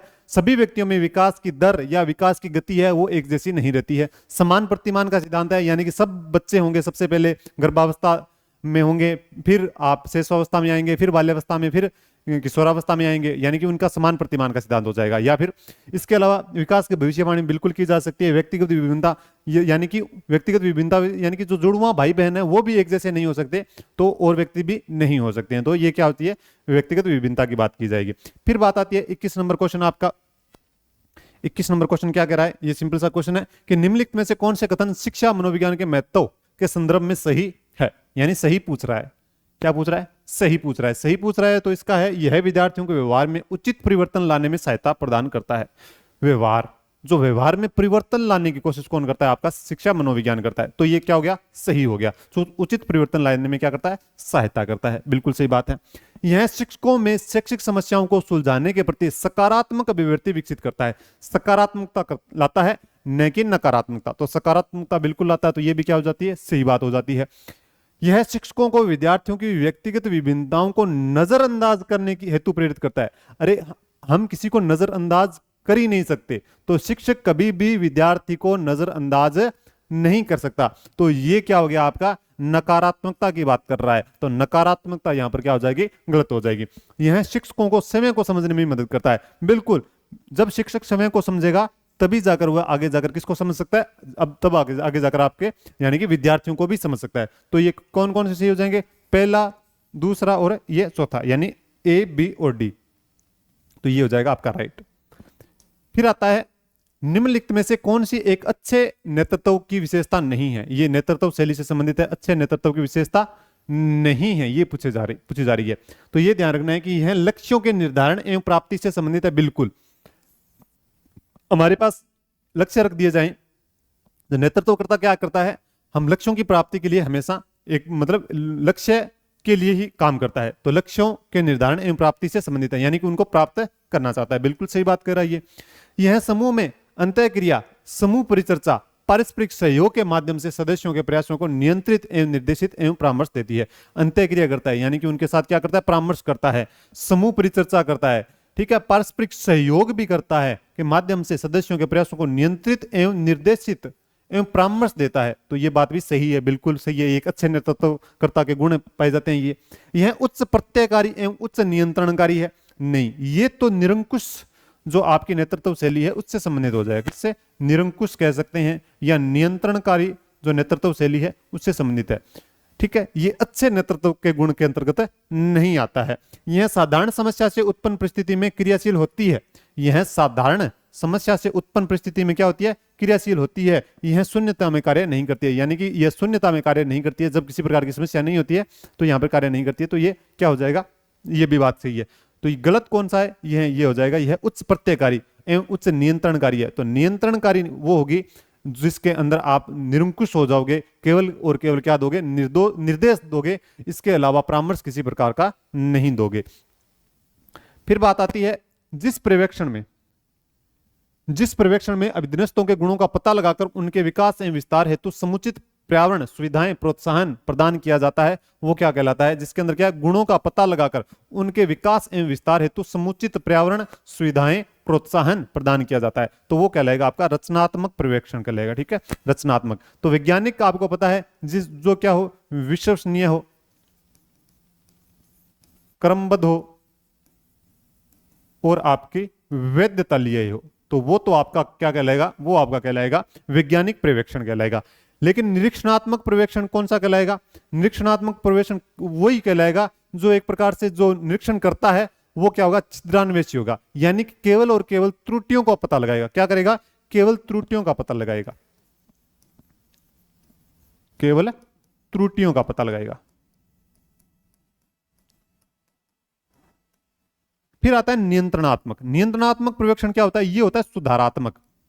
सुधारात्मक किस प्रकार से, अगर आप में किसी प्रकार की कमी है तो उसके अंदर पहले ही बता देगा कि आपके अंदर ये कमी है, तो मतलब कमी बताएगा नहीं, एक प्रकार से कहेगा कि इसके अंदर आप ये सुधार कर सकते हो। सुधारात्मक मतलब इसका जो दृष्टिकोण है वो आलोचनात्मक नहीं होता, सुधारात्मक होता है। सुधारात्मक मतलब कि ये बता देगा कि आपके को इस प्रकार की आवश्यकता है, इस प्रकार की सुधार की आवश्यकता है, और उस प्रकार के सुधार करवाकर ये क्या करता है, उस चीज को नियंत्रित करने की कोशिश करता है। तो ये कहलाएगी आपकी नियंत्रणात्मक पर्यवेक्षण। तो ये गुणों का पता लगाकर विकास एवं विस्तार हेतु समुचित पर्यावरण सुविधाएं प्रोत्साहन प्रदान करता है। तो यानी कि उचित अवसर प्रदान किसमें किए जाते हैं, तो उचित अवसर प्रदान आपके रचनात्मक पर्यवेक्षण में किए जाएंगे। फिर बात करते हैं आपकी state initiative for quality education. State initiative for quality education कार्यक्रम के तहत निम्नलिखित में से कौन सी SIRT के लिए तय की गई भूमिका एवं जिम्मेदारी नहीं है। SIERT होगा, ठीक है, ये ध्यान रखना। थोड़ा सा 36 नंबर क्वेश्चन है आपका। तो आपको सबसे पहले तो ये ध्यान रखना है, जो साइक है उसकी शुरुआत हुई थी 2015-16 में, ठीक है। इसकी जिम्मेदारी कौन सी है, नहीं है। तो ये आपके पता है, आपके आंसर आया होगा पहले से इसके अंदर। डाइट्स की भागीदारी को सुनिश्चित करना तथा कार्यक्रम गतिविधियों को लागू करने में उनका क्षमता संवर्धन करना, ये बात बिल्कुल सही है। प्रभावी कार्यान्वयन को लागू करने की तकनीकी सहायता प्रदान करना, अकादमिक निवेश की नियंत्रित समीक्षा, ये तीनों बातें सही है।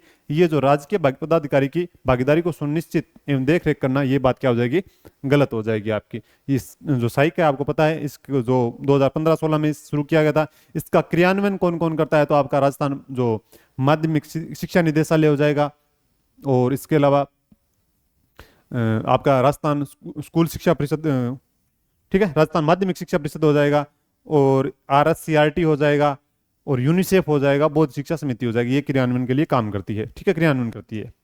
फिर है राजस्थान सरकार द्वारा सर्वप्रथम स्माइल कार्यक्रम कब शुरू किया गया, तो ये आपको पता है 13 अप्रैल 2020 को किया गया था। स्माइल 2.0 आपका कब किया गया, तो आपका 2 नवंबर स्माइल, ठीक है, स्माइल 2.0, और 21 जून 2021 को यह किया गया था आपका स्माइल 3.0 हो जाएगा। फिर बात आती है RT अधिनियम 2009 की धारा 25 से संबंधित है। धारा 25 आपको पता है छात्र शिक्षक अनुपात की बात करता है, तो छात्र शिक्षक अनुपात क्या होगा, इसका आंसर हो जाएगा। विद्यालय विकास योजना पूछ लिया जाए तो धारा 22 की बात करेगा, धारा 22 की बात करेगा। अगर SMC का गठन पूछा जाए तो धारा 21 की बात करेगा। और राष्ट्रीय सलाहकार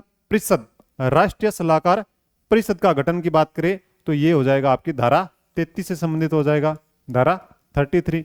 और राज्य सलाहकार पूछे, अगर यहीं पर राष्ट्रीय की जगह राज्य बात आ जाए तो यहां पर धारा 34 हो जाएगा। और कठिनाइयों को दूर करने की केंद्रीय सरकार की शक्ति के बारे में बात की जाए तो ये धारा 39 हो जाएगा। वैसे मूल आपकी RT 2009 है, उसके अंदर 38 ही धाराएं हैं, लेकिन 2012 के अंदर एक धारा और जोड़ी गई थी, धारा 39। वो क्या कहता है, कठिनाइयों को दूर करने की केंद्र सरकार की शक्ति के बारे में बात करता है, धारा 39 के बारे में बात आ जाएगी, ठीक है, ये चीजें होगी। तो छात्र शिक्षक अनुपात किसकी बात करता है, धारा 25 के अंदर आ जाएगा। फिर बात आती है राजस्थान राज्य पाठ्यपुस्तक मंडल के अध्यक्ष कौन है, तो राजस्थान RSTB। तो RSTB के अंदर बात की जाए, इसके अंदर 2 परिषद हैं, एक तो आपकी शासी परिषद और एक है आपकी निष्पादन परिषद। कौन सी, निष्पादन परिषद। तो निष्पादन परिषद, तो शासी परिषद में टोटल 12 सदस्य होते हैं और निष्पादन परिषद में टोटल 9 सदस्य होते हैं। बात की जाए इसका जो अध्यक्ष होता है आपका शिक्षा मंत्री होता है। कौन होता है, शिक्षा मंत्री होता है। और सचिव होता है, वो होता है प्रमुख शासन सचिव होता है स्कूल शिक्षा विभाग का, प्रमुख शासन सचिव होता है स्कूल शिक्षा विभाग का। इसके अंदर 9 सदस्य होते हैं। अगर इसके निष्पादन परिषद का सभापति की बात की जाए तो कौन होता है, सभापति। तो सभापति आपका कौन हो जाएगा, स्कूल शासन सचिव भी हो जाएगा, स्कूल शासन प्रमुख शासन सचिव, स्कूल क्या, स्कूल शिक्षा विभाग का प्रमुख शासन सचिव। प्रमुख शासन सचिव क्या हो जाएगा आपका, स्कूल शिक्षा विभाग।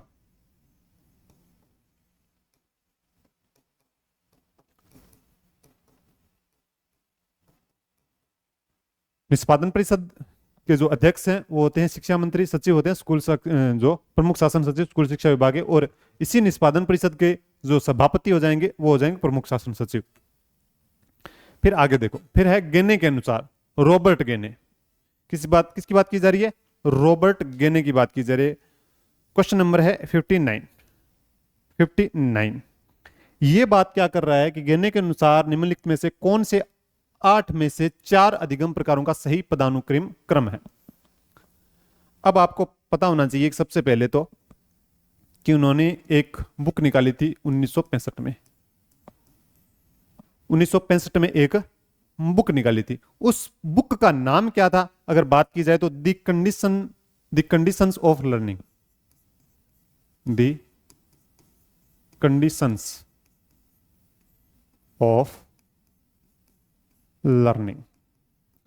उसके अंदर 8 प्रकार के क्या बताए थे आपके? 8 प्रकार के अधिगम की प्रकृति को समझने के लिए ये चीजें बताई थी। कौन कौन सी अधिगम प्रकार बताए थे? किसके लिए? अधिगम की प्रकृति को समझने के लिए। तो 8 1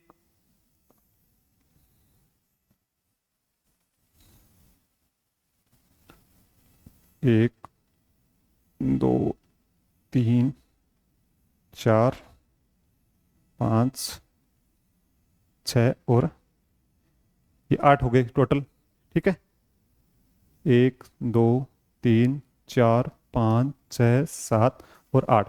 तो सबसे पहले नीचे बताया था सांकेतिक सीखना। सांकेतिक सीखना ये बताया था। फिर आपका बताया था उद्दीपन अनुक्रिया। फिर बताया था आपका उद्दीपन अनुक्रिया।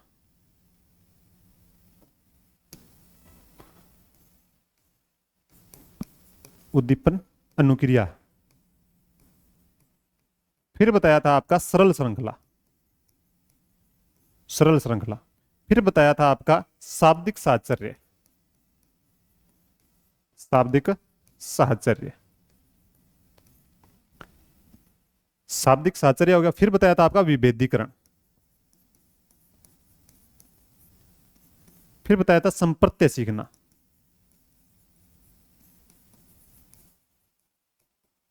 फिर बताया था नियम से सीखना। फिर बताया था आपका समस्या समाधान से सीखना। समस्या समाधान द्वारा सीखना। तो ये 8 चीजें बताई थी आपको। समस्या समाधान, एक सेकेंड,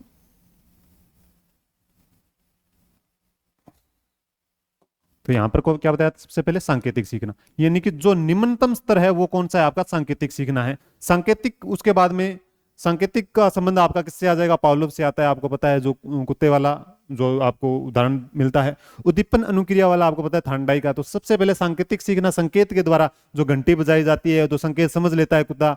ठीक है। फिर थॉर्नडाइक उद्दीपन अनुक्रिया, यानी कि उस चीज के लिए सामने आपको चीज रख दी जाती है, उसके बाद में अनुक्रिया की जाती है। यानी कह सकते हैं कि बच्चे को होमवर्क भी करवाना होता है तो सबसे पहले उसको क्या दी जाती है? तो चॉकलेट देकर भी उसके साथ मतलब उससे अनुक्रिया करवा सकते हैं। यानी कि चॉकलेट देकर क्या करो? चॉकलेट, यानी कि कहेंगे कि आप तुम होमवर्क करेगा तो तेरे को चॉकलेट मिलेगी, तो क्या करेगा वो? उद्दीपन अनुक्रिया वाली स्थिति आ जाएगी। थॉर्नडाइक का है। फिर आ जाएगा तीसरे सरल सीखना, यानी एक जो सरल श्रृंखला है तो एक मतलब श्रृंखला बनाकर सरल रूप से वो सीखता है। फिर शाब्दिक साहचर्य, उन शब्दों को यानी कि अपने दिमाग में लाता है, शब्दों को बोलना सीखता है। फिर शाब्दिक साहचर्य आगे विभेदीकरण, उनके अंदर भेद करना सीखता है। फिर आ जाएगा संप्रत्यय सीखना, यानी कि वो भेद करना सीख लेता है। उसके बाद में आ जाएगा आपका संप्रत्यय, यानी कि जो कुछ चीजें बची होती है वो अपने आप सीख लेता है। यानी कुछ क्वेश्चन ऐसे होते हैं जो अपनी समझ से कर लेते हैं, हमने पढ़े नहीं होते। यानी कुछ क्वेश्चन ऐसे होते हैं जो हमने पढ़ा कुछ और होता है, लेकिन हमारे सामने आता है तो हम अपनी समझ से क्या कर लेते हैं? उस चीज को समझ लेते हैं। तो वो हो जाएगा आपका संप्रत्यय हो जाएगा। मतलब खुद ही क्या कर लेते हैं? अपना कॉन्सेप्ट दिमाग में बना लेते हैं, संरचना बना लेते हैं उसकी। फिर आता है नियम सीखना, यानी हम नियम सीखते हैं उन चीजों का। नियम, कोई भी चीज, जैसे व्याकरण के नियम है, चाहे गणित के नियम है, चाहे साइंस के नियम है, किसी भी चीज के नियम है, वो नियम बनाकर सीख लेते हैं। फिर आपके बात आती है, जब नियम बनाना सीख लेते हैं, नियम बनाने के बाद क्या कर लेते हैं? हम समस्या समाधान कर लेते हैं। ये सबसे निम्नतम स्तर माना गया है सांकेतिक का, और समस्या समाधान किसका? रॉबर्ट गेने का सबसे उच्चतम स्तर माना गया है सीखने का। तो समस्या समाधान से सबसे ज्यादा बच्चा सीख सकता है, संकेत के द्वारा सबसे कम। बात की जाए ये सही कौन सा होगा, तो सही सबसे पहले ये देखना है ये सिद्धांत नाम लिखा हुआ दिख मिल रहा है ना आपको, तो ये बंदा बड़े अपने सिद्धांतों पर बड़ा कायम रहता है। ये बात सुनी होगी आपने, यानी सिद्धांतों पर चलता है। तो सिद्धांतों पर चलता है मतलब होता है कि नियम पर चलने वाला व्यक्ति, तो नियम से संबंधित है सिद्धांत, ध्यान रखना। बहुविभेदीकरण तो यहाँ विभेदीकरण से संबंधित है, यानी पहला दूसरा तीसरा चौथा तो इसके अंदर है ही नहीं कहीं पे, लेकिन आपका पांचवां छठा सातवां और आठवें से संबंधित है। तो सबसे पहले क्या आ जाएगा, विभेदीकरण। तो विभेदीकरण सबसे पहले ये आ गया, फिर आ गया संप्रत्यय बनाना, तो संप्रत्यय आ गया, फिर सिद्धांत, सिद्धांत यानी नियम की बात कर रहा है, सिद्धांत आ गया, फिर बात आ गई आपकी समस्या समाधान की। तो ये आपका 4 नंबर आंसर क्या हो जाएगा, राइट हो जाएगा आपका, ठीक है, 4 नंबर आपका राइट हो जाएगा। फिर देखो, फिर है अधिगम शिक्षण अधिगम प्रक्रिया में मनोविज्ञान विद्यार्थियों के लिए कहां उपयोगी प्रतीत नहीं होता है। क्या शिक्षण अधिगम प्रक्रिया में, तो अपनी योग्यताओं और क्षमताओं को जानने में बिल्कुल होता है, अपनी योग्यताओं और क्षमताओं को जानने में। वातावरण के साथ समायोजन, समायोजन की बात बिल्कुल की जाती है, कुसमायोजन की बात नहीं होती, समायोजन की बात शिक्षण अधिगम प्रक्रिया में होती है। अधिगम उद्देश्यों की प्राप्ति में अगर हम किसी लक्ष्य को लेकर निर्धारित लेकर चलते हैं तो उनको प्राप्त भी करना होता है, बिल्कुल। विद्यार्थियों के मध्य प्रतिस्पर्धा बढ़ाने की बात बिल्कुल नहीं करता है, यह तो सहयोग की बात करता है। कौन क्या करता है, सहयोग की बात करता है। फिर बात करते हैं प्रारंभिक स्तर के शिक्षकों को तैयार करने हेतु पाठ्यक्रम एवं पाठ्य पुस्तकें तैयार करने वाली नोडल संस्थान कौन सी है। नोडल संस्थान किसके लिए, प्रारंभिक स्तर के शिक्षकों को तैयार करने हेतु पाठ्यक्रम एवं पाठ्य पुस्तकें तैयार करने वाली नोडल संस्थान कौन सी है, तो आपको पता होना चाहिए, आपका होगा राज्य शैक्षिक शोध एवं प्रशिक्षण संस्थान, जिसकी SIERT भी बोल सकते हैं अपने इंग्लिश के अंदर, या फिर आज के समय में RSCERT भी बोल सकते हैं। तो आपको पता है जो पाठ्यक्रम तैयार करने का काम कौन करता है, उनका निर्माण निर्धारण करने का काम कौन करता है, तो RSCERT करती है। इसके अलावा शिक्षकों को तैयार करने हेतु, शिक्षकों को तैयार जो शिक्षक शिक्षा विभाग है उससे संबंधित भी कौन काम करता है, तो आपका RSCERT का। तो ये नोडल संस्थान के रूप में कौन काम करेगा, तो RSCERT करेगा। फिर है आपका राइज दीक्षा पोर्टल में राइज का पूर्ण रूप क्या है, राइज का पूर्ण रूप क्या है। क्वेश्चन नंबर आ जाएगा आपका 69 आ जाएगा, कौन सा आ जाएगा, 69 आ जाएगा। तो आपको पता है दीक्षा, और दीक्षा का ही राजस्थानी संस्करण आ जाएगा आपका राइज, दीक्षा राइज आ जाएगा। इसकी फुल फॉर्म पूछ लिया जाए तो Rajasthan interface for school educators, Rajasthan interface for school educators, यही हो जाएगा। एजुकेटर से ध्यान रखना, 4 आ जाएगा बीच में, इंटरफेस आ जाएगा, ये भी चीजें हैं। और अगर बात की जाए इस दीक्षा राइज को किस स्तर में प्रारंभ किया गया था, तो राजस्थान के अंदर 2018-19 में इसको प्रारंभ किया गया था, राजस्थान के अंदर दीक्षा राइज को। दीक्षा राइज को किसने बनाया था, तो राजस्थान शिक्षा विभाग, राजस्थान शिक्षा विभाग व NCTE ने मिलकर इसको क्या किया था, निर्मित किया था, NCTE, ठीक है। तो ये चीजें होंगी, इन्होंने मिलकर इसका क्या किया था, इनको निर्मित किया था। और इसका संचालन, दीक्षा राइज का संचालन किसके द्वारा किया जाता है, तो RSCERT द्वारा किया जाता है। और इसका जो संचार एवं सूचना एवं संचार प्रौद्योगिकी विभाग है उसके द्वारा इसका क्या किया जाता है, संचालन किया जाता है दीक्षा राइज का। तो ये अपनी 12 नंबर क्लास पूरी कंप्लीट हो गई है, टेस्ट क्वेश्चन, ठीक है। तो आपको क्या करना है, अगर किसी प्रकार की सूचना आपको चाहिए तो आपको टेलीग्राम ज्वाइन करना है, NDC क्लासेस नाम से अपना जो बना हुआ है चैनल बना हुआ है टेलीग्राम पर, उसको जाओ वहां पे ज्वाइन करो। इसके अलावा कर रखा है तो ठीक है, नहीं कर रखा है तो आपको सब्सक्राइब जो बटन है वो कर लो, दबा दो, और आप इसको सब्सक्राइब कर लोगे, ज्वाइन कर लोगे अपने चैनल को। आप जुड़े इस क्लास से, इसलिए आपका बहुत बहुत धन्यवाद। और आगे आने वाला एग्जाम जो 1 जून को है उसका भी वो एग्जाम देना है आपको, रजिस्ट्रेशन कर रखा है तो बहुत अच्छी बात है, एग्जाम देना है। एग्जाम देने के बाद मिलेंगे अगली क्लास के अंदर। तो तब तक के लिए शुक्रिया, पढ़ते रहिए, मस्त रहिए, व्यस्त रहिए। जय हिंद, जय भारत।